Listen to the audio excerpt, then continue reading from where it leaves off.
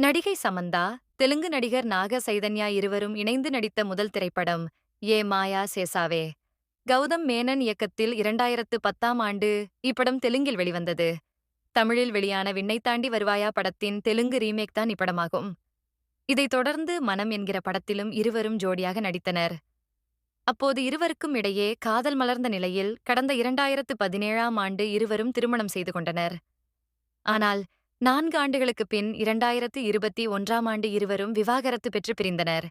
இந்நிலையில் ஏ மாயா சேசாவே படம் 15 ஆண்டுகளை கடந்துள்ள நிலையில் தற்போது இப்படத்தை ரீ-ரிலீஸ் செய்ய படக்குழு முடிவு செய்துள்ளனர்.